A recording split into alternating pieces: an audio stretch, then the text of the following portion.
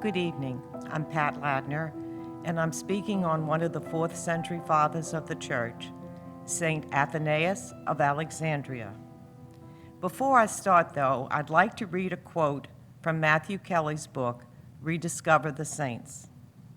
The saints are inspiring people. They lived inspiring lives with their stories. Perhaps it is because they demonstrate what is possible. Athanasius has many titles. He's called Confessor, Doctor of the Church, Father of Orthodoxy, Greatest Champion of Catholic Belief on the Incarnation, Champion of Christ's Divinity, Athanasius the Apostolate, and one of my favorites, the Chief Defender of Trinitarianism against Arianism. We will go to the 4th century in Western Europe Empire. The Christians accounted for approximately 10% of the Roman population by the year 300. Christians had lived in peace during most of the rule of the Roman Emperor Diocletian, who was not anti-Christian during the first part of his reign. However, in 303, he launched the bloodiest campaign against the Christians. These persecutions last for 300 till 311, when Galerius issued the General Edict of Toleration prior to his death. He was then succeeded by Constantine the Great. Christian sources record that Constantine experienced a dramatic event in the year 312 at the Battle of the Milvian Bridge, after Constantine claimed the emperorship in the West. According to these sources, Constantine looked up to the sun before the battle and saw a cross of light above it, and with it the Greek words that said, "By this conquer." Constantine commanded his troops to adorn their shields with a Christian symbol, the cross, and thereafter they were victorious. How much Christianity Constantine adopted at this point is difficult to discern. Most influential people in the empire, especially high military officers, were still pagan, and Constantine's rule exhibited a willingness to appease these fractions. In 313, Christianity was officially legalized in the Roman Empire by Constantine in the Edict of Milan. The accession of Constantine was a turning point for the Christian church. After his victory, Constantine supported the church financially, granted privileges to the clergy, promoted Christians to high rank, and returned the property that was confiscated during the persecutions. The reign of Constantine established a precedent for the position of the Christian emperor in the church. Emperors considered themselves responsible to God for the spiritual health of their subjects, and thus they had a duty to maintain orthodoxy. The emperor did not decide doctrine. That was the responsibility of the bishops. Rather, his role was to enforce doctrine, root out heresy, and uphold ecclesiastical unity. The emperor ensured that God was properly worshiped in his empire. What proper worship consisted of was the responsibility of the church. Now, I'd like to turn our attention to Alexandria, Egypt, and Athanasius. Alexandria was the most important city of trade in the whole empire, as well as a major educational and cultural center. Alexander was the bishop of Alexandria. One feast day, the bishop was looking out his window, waiting for some priest to join him for a luncheon. The bishop saw a group of boys playing by the seashore. As he looked closely, he realized that one boy was baptizing his playmates in the water. He had the boys sent for, and he questioned them on their play. In jest, the bishop told them that the baptisms were real. Athanasius was the boy who was baptizing his friends. The bishop was so taken by the knowledge of Athanasius that he spoke the full liturgy of the rite of baptism, recognizing that through baptism we become partakers of the divine nature. The Son of God became the Son of Man so that the children of men might become children of God. This was at the heart of Athanasius at the age of 10. Anyway, this led the bishop to speak to his parents, requesting that Athanasius be allowed to study under his tutelage. Athanasius was born between 296 and 298 in Alexandria to an Egyptian family. Athanasius demonstrated the sort of education given primarily to children and youths of a better class. He had great command of grammar and rhetoric, and knowledge of Catholic doctrine and theology caught the attention of the bishop. The bishop became his mentor, and in time he appointed Athanasius as his own personal secretary. Athanasius is described as one of those rare personalities that derive their gifts more from their own inner gifts of intellect and character rather than from education and environment. Athanasius was made a deacon at the age of 20. He produced most of the writings for the bishop and was greatly loved by the people of the Church of Alexandria. He often preached the homily, focusing on the Incarnation and the Psalms. He was endowed with a great sense of humor and displayed a courage that never wavered. He cared greatly for one thing and one thing only, the integrity of his Catholic creed. In his early 20s, between the years 318 and 323, he published 2 theses on the Catholic faith, Contra Gentes, against the Gentiles, and De Incarnate, on the Incarnation. Contra Gentes is the first of a 2-volume work published by Athanasius prior to the outbreak of the Arian controversy. It focused specifically on pagan beliefs and worship, concluding with a defense of the Christian view of God and creation, especially creation by the eternal Word. Here I'd like to just cite and remind you about the prologue to the Gospel of John. In the beginning was the Word, and the Word was God, and the Word was God.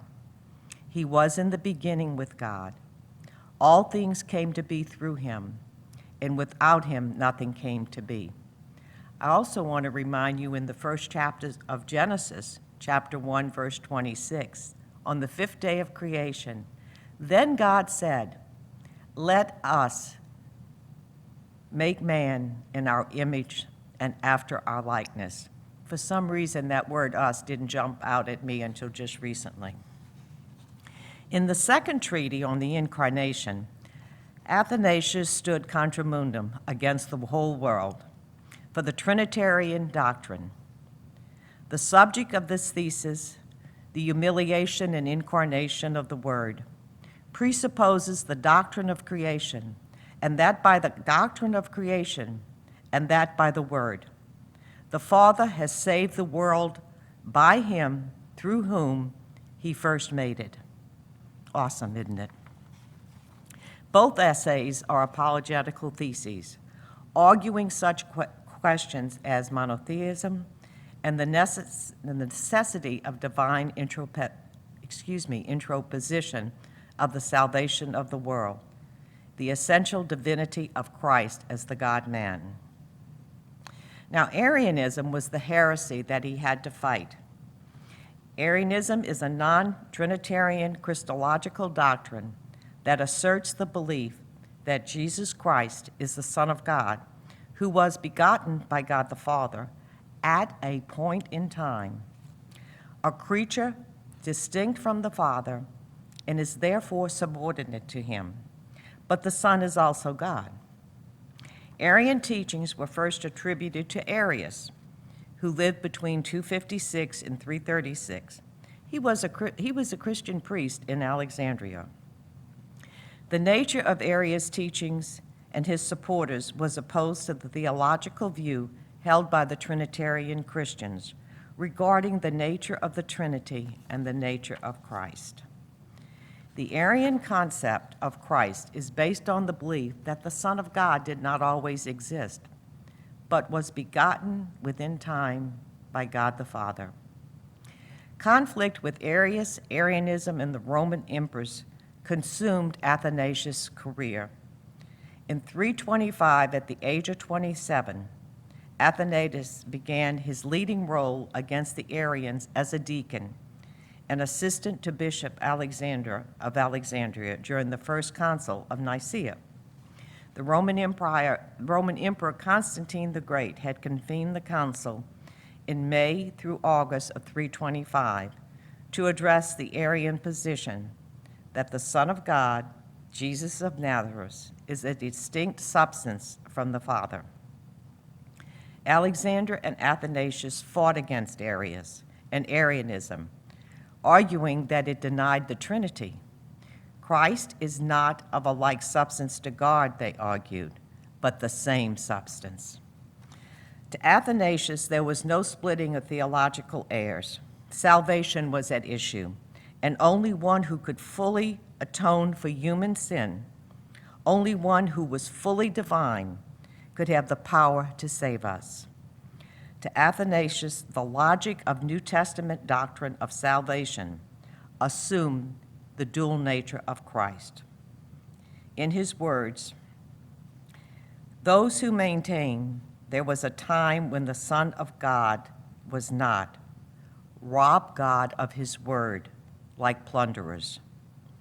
This controversy spread all over the empire. In every city, wrote a historian, bishops were contending against bishops, and the people were contending against one another, like swarms of gnats flying in the air. Word of this dispute got to Emperor Constantine, who was more concerned about seeing church unity than theological truth. Division in the church, he told the bishops, is worse than war. To settle the matter, he's the one who called the bishops to Nicaea.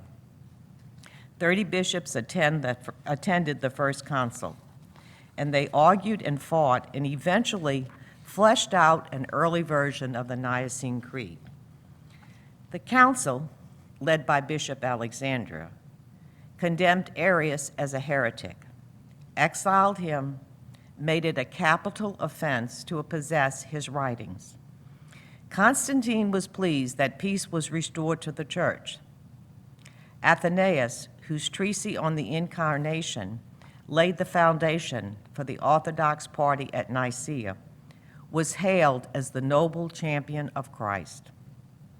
A few months after the council, Bishop Alexandria died, and supporters of Arius talked Constantine to end Arius's exile. With a few private additions, Arius signed the Nicene Creed, and the emperor ordered Athanasius, who had recently succeeded Alexandria as bishop, to restore the heretic to fellowship. When Athanasius refused, his enemies spread false charges against him. He was accused of murder, illegal taxation, sorcery, and treason, the last of which Constantine exiled him to Tyre, now a German city in Luxembourg. However, Constantine died 2 years later, and Athanasius returned to Alexandria. But in his absence, Arianism had gained the upper hand. Now church leaders were against Athanasius, and they banished him again. Athanasius fled to Pope Julius I in Rome. He returned in 346, but because of the politics of the day, he was banished 3 more times before he came home to stay in 366. By then, he was 70 years old. While in exile, Athanasius spent most of his time writing, mostly to defend orthodoxy, but he took on pagan and Jewish opposition as well. He also wrote letters to the people of his church in Alexandria, encouraging them to rely on their faith until they would be reunited again. One of his lasting contributions is a book he wrote on the life of St. Anthony the Great, which helped shape the Christian ideal of monasticism. Bishop Athanasius knew the monk personally, and the saint's biography is recognized as one of the most historical books of that time. It became an early bestseller and made a deep impression on many people, even helping lead pagans to conversion. Augustine is the most famous example. During Athanasius' first years permanently back in Alexandria, he sent his annual letter to the churches in the diocese, called a festal letter. Such letters were used to fix the dates of festivals such as Lent and Easter, and to discuss the matters of general interest. In this letter, Athanasius listed what he believed were the books that should constitute the New Testament. He said, in his own words, "In these 27 writings alone, the teaching of godliness is proclaimed. No one may add to them, and nothing may be taken away from them." Though other such lists had been and would still be proposed, it is Athanasius' list that the church eventually adopted, and it is the one we use today. In summary, Athanasius was the bishop from June 328 to 2 May 373. Spending 17 years in 5 exiles from 4 different Roman emperors. Athanasius was driven as a defender of the Catholic faith because of his own personal strong faith and convictions in the truth of the gospel and the teachings of the apostle. Christ was Lord in his heart that directed every area of his life. He defended the hope within his heart that St. Peter addresses. Always be prepared to give an answer to everyone who asks you to give reason for the hope you have. That's from 1 Peter 3:15. As a Christian, he was always ready to defend what he believed, even though he knew he was going to face exile. But St. Peter in 1 Peter 3:16 says, "But even if you suffer for righteousness' sake, you will be blessed." St. Athanasius is often cited in the Liturgy of the Hours, especially with the Psalms. In Psalm 97, he says, "This psalm tells of the first coming of the Lord and of the faith of all people." Psalm 98, Athanasius says, "You are higher than the cherubim. You changed the bad state of earth when you came in a nature like ours." Psalm 99, "The Lord calls all those he has redeemed to sing a hymn of victory." I'd like to close by reading you a quote from Alan Hunt's book, The Confessions of a Mega Church Pastor, How I Discovered the Hidden Treasures of the Catholic Church. Great book, guys. If you need something to read, try to get a copy of this. Alan Hunt says, "The church, for its part, helps to create a map for our divine encounters. By gathering all the experiences of those who have gone before us, we can generate something like a navigational map to help us understand how God is at work in the world and our lives. This is why tradition makes so much sense. We stand on the shoulders, learn from the experiences of those travelers who have gone before us. The church gathers the dreams, the visions, the mysteries of the saints to produce a map to assist the rest of us in our own journeys." Thank you.